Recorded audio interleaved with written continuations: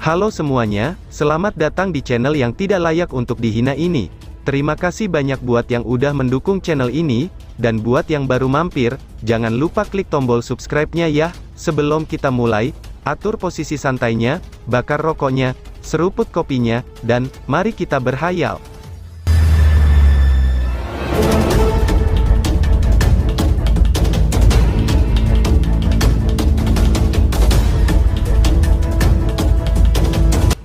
Kita lanjut ke alur ceritanya. Hah, upeti katamu, seru Lindong agak kaget. Lindong sedikit terkejut sejenak sebelum dia tiba-tiba mengerti. Tempat ini adalah persimpangan antara Hundred Beast Ridge dan Deep Lightning Mountain. Oleh karena itu, agar suku ekor 9 dapat tinggal di sini dengan damai, mereka secara alami harus membayar upeti kepada dua faksi ini, pikir Lindong. Kenapa kalian semua bersembunyi? Tanya Lindong. Para wanita dari suku ekor 9 kami semua sangat cantik. Karenanya, sangat mudah bagi kita untuk menarik masalah. Jika kita menarik perhatian orang-orang yang datang untuk mengumpulkan upeti, akan ada banyak masalah yang akan ditimbulkan, jawab Sin King. Mata Sin King agak redup. Mungkin menjadi cantik akan membawa banyak manfaat jika seseorang dilahirkan di tempat lain. Namun, itu sangat berbahaya di tempat seperti ini. Faktanya, seseorang bahkan bisa berimplikasi pada seluruh suku jika ia ceroboh. Lindong pun terdiam. Suku ekor 9 itu sangat indah, tetapi, mereka tidak memiliki kemampuan untuk melindungi kecantikan mereka, pikir Lindong. Sebelumnya, ada seseorang yang bernama Qin Gang dari Hundred Beast Ridge, yang datang untuk mengumpulkan upeti. Saudari Sin King menatap matanya, dan dia bersikeras untuk membawanya sebagai selir. Untuk melindunginya, kepala suku memintanya untuk sementara waktu meninggalkan daerah perang bis. Selanjutnya, suku ekor 9 kami harus membayar cukup mahal sebelum Qin Gang dengan enggan membiarkan masalah ini berlalu begitu saja. Seorang wanita muda dengan marah berkata.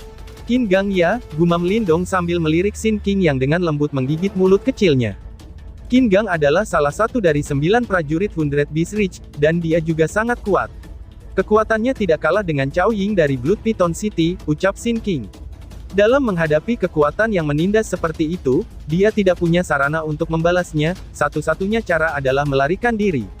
Lindong sedikit mengangguk. Dia memalingkan matanya dan melihat keluar desa. Tempat ini cukup terpencil. Secara kebetulan, pemandangan di kejauhan juga agak memungkinkan.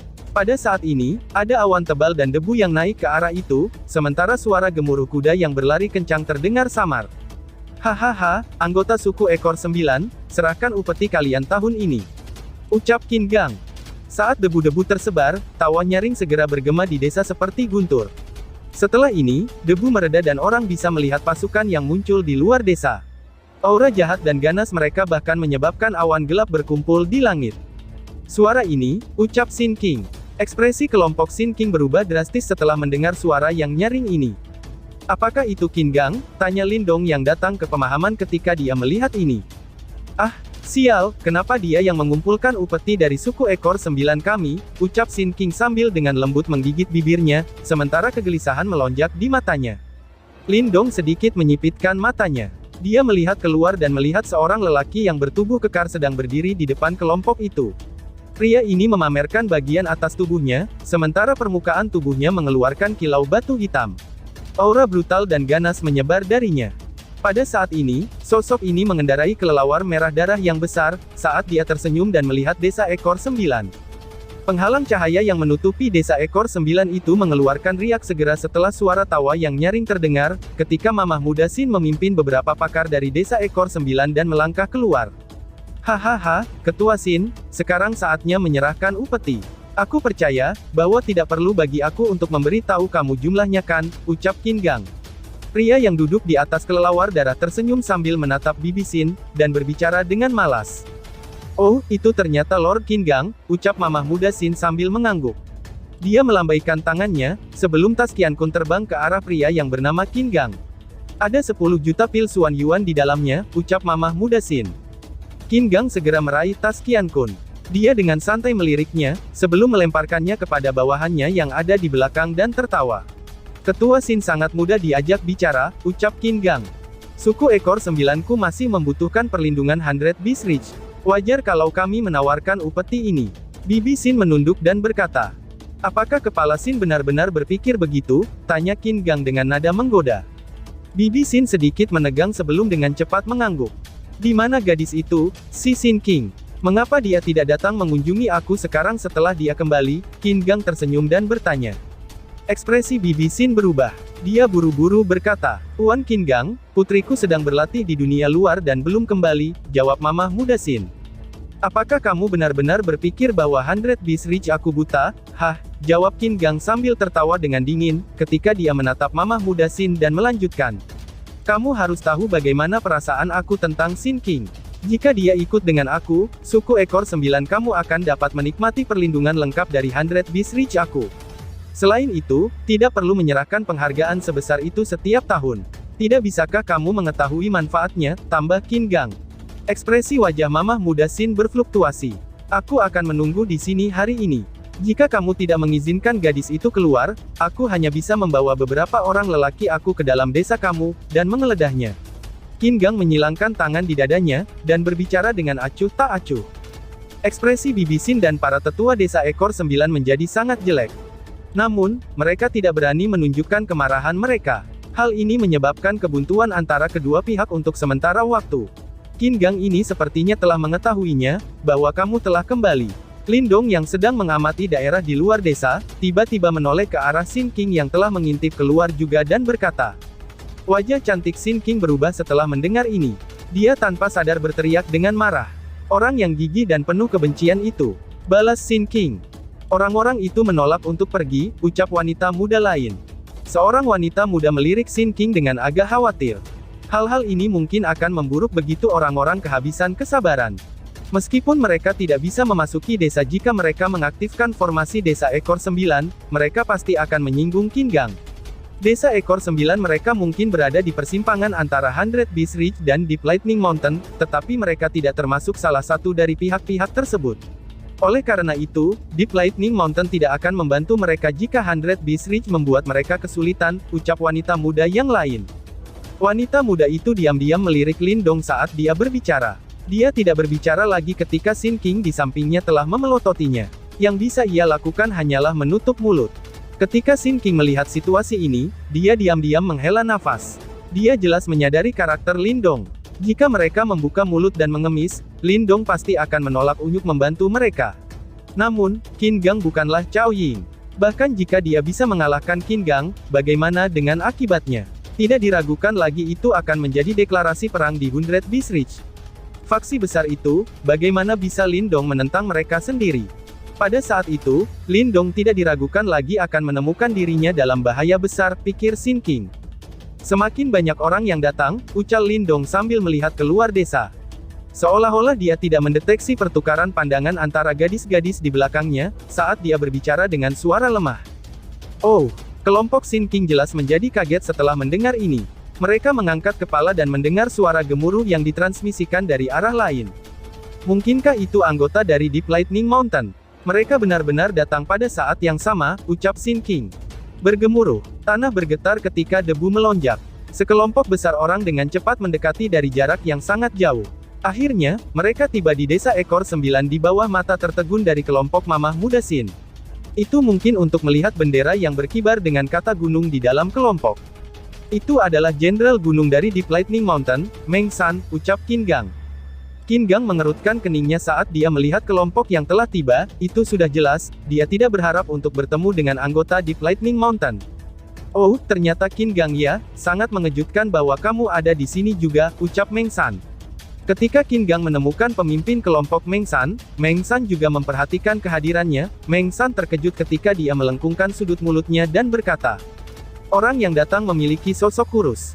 Kulitnya berwarna kuning gelap. Jika seseorang melihat dengan cermat, ia akan menemukan lapisan sisik kecil kekuningan yang tampak agak misterius. Tuan Meng San, ini bukan waktunya bagi Deep Lightning Mountain untuk meminta jatah upeti mereka kan? Bibi Sin King memandang Meng San dan bertanya. Hehehe, aku di sini bukan untuk mengumpulkan upeti dari desa ekor 9-mu, jawab Meng San sambil melirik Mamah Muda Sin dan tertawa. Setelah itu, dia melemparkan matanya yang agak teduh ke arah desa ekor 9. Aku di sini untuk mencari seorang manusia. Dia disebut Lindong, sepertinya kamu juga tahu itu kan, ucap Meng San. Ekspresi Mamah Muda Sin sedikit berubah, lalu dia menjawab. Kami tidak tahu, jawab Mamah Muda Sin. Hehehe, Ketua Sin, tolong jangan bohong padanya. Berdasarkan apa yang aku ketahui, Blood Python City menghabiskan banyak uang untuk menyebabkan masalah pada Lindong, itu sudah jelas, orang itu pasti telah disewa oleh mereka, ucap Qin Gang sambil tertawa aneh. Dia benar-benar ingin suku ekor 9 menyinggung di Lightning Mountain. Pada saat itu, suku ekor 9 tidak akan memiliki pilihan lain, selain menyerahkan tuntutannya. Mamah muda Sin mengepalkan tangannya dengan erat. Matanya sangat khawatir. Kemungkinan dia tidak mengharapkan hal-hal buruk untuk berkembang lebih jauh. Oh, sepertinya aku telah terseret ke masalah ini, ucap Lindong. Di desa, Lindong tiba-tiba tersenyum ketika dia berdiri. Tuan Lindong, mengapa kamu tidak kabur dari pintu belakang? Sin King tiba-tiba meraih pakaian Lindong saat dia berbicara dengan mata merah. Dia sadar, betapa repotnya jika dia terseret ke dalam masalah ini. Lindong menggosok kepala kecil Sin King dan tersenyum. Namun, matanya yang hitam pekat berisi ekspresi yang sangat tajam. Meskipun aku tidak suka mencari masalah, aku tidak takut akan hal itu. Di dunia ini, jika seseorang memilih untuk bersembunyi ketika menghadapi masalah, akan tiba saatnya ketika seseorang tidak bisa lagi bersembunyi. Daripada seperti itu, yang terbaik adalah menyingkirkan akar masalahnya sejak awal, ucap Lindong. Tapi Tuan, itu adalah di Lightning Mountain. Mereka jauh lebih kuat dari Blood Python City. Sin King buru-buru berkata. Kamu tenang saja, balas Lindong.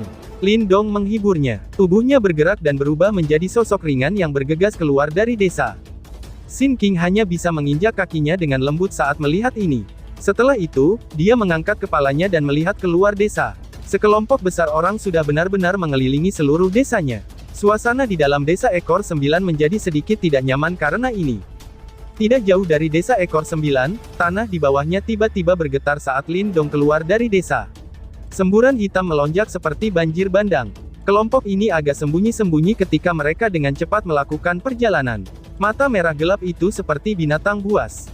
Mengingat aura kelompok ini, mereka dapat dianggap sebagai tentara. Aura ganas yang hampir sempurna, jauh lebih unggul jika dibandingkan dengan orang-orang dari kota Piton Darah. Sebuah bendera hitam bergoyang dengan angin di antara tentara hitam ini. Ada tulisan besar berdarah di atasnya. Itu tampak seperti harimau ganas yang akan melepaskan diri dari bendera. Tulisan itu jika dibaca adalah, Yan. Di depan desa ekor 9, dua kelompok pria telah mengepung desa itu sampai tidak ada yang bisa masuk atau pergi. Pada saat ini, kedua kelompok ini memasang ekspresi tidak ramah ketika mereka melihat desa ekor 9. Sebuah kilatan sengit melintas di mata mereka, itu memungkinkan orang lain untuk memahami, bahwa mereka bukan individu yang ramah. Kepala Desa Sin, aku akan memberimu 5 menit lagi.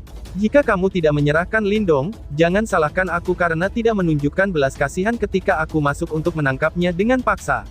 Tangan Meng San melilit dadanya. Dia menurunkan matanya sedikit saat dia berbicara dengan suara lemah. Berdiri di sampingnya, Qin Gang mengamati adegan ini sambil tersenyum. Dia tidak punya niat untuk berbicara, itu sudah jelas, dia ingin desa ekor 9 menyinggung Meng San. Mamah muda Sin mengepalkan tangannya di balik lengan bajunya, para tetua dari suku ekor 9 di sampingnya memiliki ekspresi yang sangat jelek juga. Ancaman dari Meng San ini membuat mereka merasa sangat cemas. Jika masalah ini tidak diselesaikan dengan tepat, desa ekor 9 mereka mungkin kehilangan perlindungan dari dua faksi terkuat di wilayah ini. Pada saat itu, beberapa faksi lain yang telah lama mengawasi desa ekor 9 mereka, akan mengambil keuntungan dan menyerang mereka. Mata mamah muda Sin berkedip. Dia mengepalkan giginya dan hendak berbicara, ketika ekspresinya tiba-tiba berubah. Penghalang cahaya di belakangnya beriak di depannya, dan seorang pemuda perlahan-lahan keluar dari sana. Hahaha, temanku, kamu adalah individu yang cukup terkenal di wilayah Perang Bis. Untuk dengan sengaja membuat hal-hal sulit bagi sekelompok wanita, bukankah kamu sedikit berlebihan, ucap Lindong. Tawa samar juga keluar dari dalam riak. Segera setelah itu, Lindong mendarat di samping mamah muda Sin karena banyak pasang mata tiba-tiba berbalik ke arahnya. Ternyata kamu yang bernama Lindong, ucap Meng San. Mata Meng San dan Qin Gang berhenti sejenak di tubuh Lindong pada saat ini. Sepertinya mereka sedikit ingin tahu tentang orang ini, yang baru-baru ini menyebabkan keributan di wilayah Perang Bis. Menghadapi tatapan menakutkan mereka, ekspresi Lindong tidak berubah. Alih-alih, yang dia lakukan hanyalah tersenyum saat dia diam-diam mengangguk dan mengakui.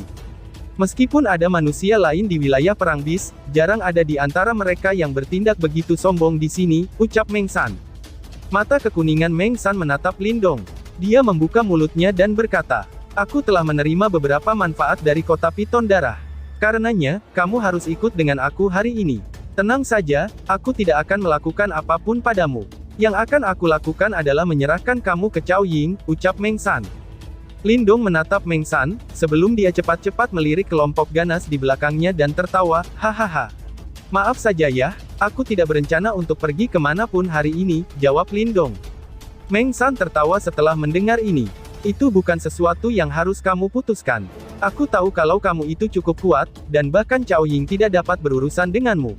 Namun, apakah kamu berpikir, bahwa gerombolan dari Blood Python City dapat dibandingkan dengan Metal Mountain Guard aku, balas Meng San. Kelompok besar di belakangnya tiba-tiba berteriak dengan keras setelah menanggapi kata-kata dari Meng San. Teriakan itu seperti guntur yang bergema di tempat itu. Selain itu, aura mereka seperti gunung yang menekan dan memaksa Lindong untuk mundur. Berdiri di sampingnya, kelompok mamah muda Sin memiliki perubahan ekspresi. Mereka merasakan, bahwa pernapasan mereka menjadi agak lebih berat dan sulit. Tepat ketika mereka tidak bisa bertahan lebih lama lagi, sesosok individu melangkah maju dari belakang mereka. Kemudian, dia memanggul aura yang menekan dan mengejutkan itu sendirian. Sepertinya, berkaitan dengan masalah hari ini, kamu berencana untuk mengganggu aku sampai akhir, ucap Lindong. Cahaya hijau samar-samar muncul di sekitar tubuh Lindong. Dia menatap Meng San, sementara ketajaman melonjak jauh di dalam matanya. Kamu masih berani bertindak sombong di titik ini. Betapa bodohnya orang yang bodoh sepertimu. Balas Meng San. Mata Meng San menjadi gelap dan serius, ketika dia melihat sikap Lindong, itu sudah jelas, dia telah menjadi sedikit geram. Setelah semuanya, dengan statusnya saat ini, dan bersamaan dengan faktanya, bahwa ia telah membawa pasukan yang akan membuat tidak hanya orang itu menolak untuk menyerah, ia bahkan mulai membuatnya kesal dengan kata-katanya yang tidak masuk akal. Adik muda Lindong, ucap mamah muda Sin. Kelompok mamah muda Sin menjadi sangat cemas setelah mereka melihat suasana tegang ini. Jika mereka memilih untuk bertarung dengan Meng San sekarang juga, tidak ada jaminan bahwa itu akan menyelesaikan situasi jalan buntu saat ini. Selain itu, bahkan jika itu terjadi, yang diwakili Meng San adalah seluruh Deep Lightning Mountain. Pada saat ini, Sin King dan yang lainnya, yang berada di dalam desa juga dengan cemas melihat arah mereka. Setelah semua itu tidak akan bermanfaat bagi Lindong jika ini terus berlanjut. Seseorang, tangkap bocah ini, teriak Meng Shan memerintahkan. Meng San tertawa dingin. Dia melambaikan tangannya di depan mata Metal Mountain Guard di belakangnya, yang menjadi sangat dingin. Gelombang fluktuasi Yuan Power megah pun menyebar. Dari sampingnya, Qin Gang menyaksikan adegan ini dengan mata dingin. Dia ingin melihat bagaimana manusia yang disebut Lindong ini, akan melarikan diri dari situasinya saat ini. Bagaimanapun juga, Meng San bahkan lebih kuat dari Cao Ying. Selain itu, Metal Mountain Guard di bawahnya adalah unit yang telah diperkeras dalam proses pertempuran, dan mereka beberapa kali lebih kuat jika dibandingkan dengan pasukan seperti dari Blood Python City. Lindong perlahan-lahan mengepalkan tangannya. Ketika dia menatap barisan di depannya, dia tahu bahwa segalanya tidak akan berakhir dengan damai. Kalau begitu, dia hanya bisa memilih untuk bertarung. Bang! Tanah bergetar di saat mata Lindong menjadi semakin tajam. Getaran yang tiba-tiba ini menyebabkan atmosfer yang tegang melemah. Bergemuruh. Getaran semakin dekat dalam waktu yang sangat singkat. Selanjutnya, semua orang di depan desa ekor 9 tiba-tiba menoleh. Mereka terkejut saat mereka melihat ujung cakrawala. Itu karena, mereka melihat sosok logam hitam telah melonjak, dan disertai oleh keganasan yang mengerikan. Dimanapun semburan hitam itu melintas, keganasan yang mengejutkan mereka akan diaglomerasi menjadi lapisan awan hitam di langit. Segera setelah itu, awan hitam berputar dan menutupi matahari, itu tampak sangat menakutkan. Semua orang di luar desa 9 ekor memiliki kejutan di mata mereka, ketika mereka melihat semburan hitam yang mengalir deras ke arah mereka. Aura sosok menara baja itu jauh melampaui dua kelompok yang hadir saat ini. Dengan pendekatan bendera ini, semua orang akhirnya menemukan bendera berkibar dengan tulisan, Yan, di dalam bendera hitam. Itu adalah pasukan penyelamat harimau dari Jenderal Api. Teriak seseorang. Riak yang muncul seperti suara siulan tiba-tiba meletus pada saat ini. Ketika kedua kelompok yang dipimpin oleh Meng San dan Qin Gang mendengar suara yang masuk ini, mereka tidak membuat suara yang tidak perlu. Sebaliknya, jejak ketakutan yang mendalam melintas di mata mereka. Hah, Tiger Devouring Army, gumam Jin Gang. Ekspresi Qin Gang berubah saat dia menatap pasukan hitam ini bergegas. Ada ketakutan dan kengerian yang melonjak di matanya. The Hundred Beast Ridge memiliki banyak konflik dengan Deep Lightning Mountain. Berbagai pertempuran dengan berbagai ukuran telah meletus berulang kali. Namun, selama perkelahian ini, tentara yang dikenal sebagai Tiger Devouring Army selalu memaksa 100 Beast Reach untuk membayar harga yang lumayan. Komandan tentara itu adalah jenderal yang paling menakutkan di Deep Lightning Mountain, dia Jenderal Api. Dia adalah seorang prajurit yang sangat menakutkan, yang dengan cepat bangkit di wilayah perang Beast dengan kecepatan yang mengejutkan dalam 1 tahun terakhir. Mengapa karakter kejam ini datang juga, seru Qin Gang sambil menarik-narik sudut bibirnya. Lalu, dia melirik Lindong dengan menyedihkan. Sepertinya dia akan berakhir dalam kondisi yang cukup menyedihkan hari ini, pikir Jin Gang. Itu adalah tentara Devouring Tiger, ucap tetua suku ekor 9. Ketika kelompok Bibi Sin melihat pasukan hitam bergegas ke arah mereka, ekspresi mereka menjadi tambah pucat. Mereka masih bisa tetap tenang di hadapan Meng San dan Qin Gang. Namun, keberanian dalam hati mereka akhirnya mulai runtuh di depan pasukan hitam ini, yang disertai oleh aura mengerikan dan menakutkan. Itu adalah pasukan terkuat di Deep Lightning Mountain. Pada saat yang sama, pasukan itu jugalah yang paling ganas, dan mereka selalu percaya diri dalam menghilangkan semua musuh mereka. Oleh karena itu, jika mereka sudah bergerak, mereka hanya meninggalkan lautan darah dan segunung mayat yang tersisa, kemanapun tentara Devouring Tiger pergi. Jika kekuatan ganas ini menyerang desa ekor 9 mereka, desa mereka kemungkinan akan berubah menjadi sungai darah, pikir salah satu tetua desa ekor 9. Lindong juga mengerutkan keningnya, saat dia menatap tentara hitam yang mulai mendekat. Aura brutal yang padat dan tampaknya membeku, menyebabkan matanya berubah menjadi suram. Tentara ini jelas yang terkuat, yang Lindong temui sejak tiba di daerah iblis. Apakah itu juga faksi dari Deep Lightning Mountain? Ini memang sangat kuat, gumam Lindong sambil menghirup udara dalam-dalam. Petir dan cahaya hitam segera melonjak di dalam matanya. Sepertinya, dia sudah berada dalam pertarungan sengit hari ini. Bergemuruh, toren hitam tiba dengan momentum yang sangat menakutkan. Sesaat kemudian, secara bertahap muncul di depan mata semua orang. Aura menakutkan dan membunuh mereka, itu menyebabkan napas semua orang menjadi sedikit lamban. Dengan mendekatnya pasukan ini, semua orang bisa melihat sepasang mata merah gelap yang kejam dan tanpa emosi di bawah armor mereka. Tentu saja, meskipun pasukan hitam ini memiliki aura yang kejam dan menakutkan, mata semua orang dengan cepat beralih ke tengah semburan ini. Aura yang bahkan lebih mengerikan dan ganas naik ke langit dari tempat itu. Jika Tiger Devouring Army terdiri dari harimau yang sangat menakutkan, sosok menara logam di tengah pasukan itu adalah Raja Harimau yang asli.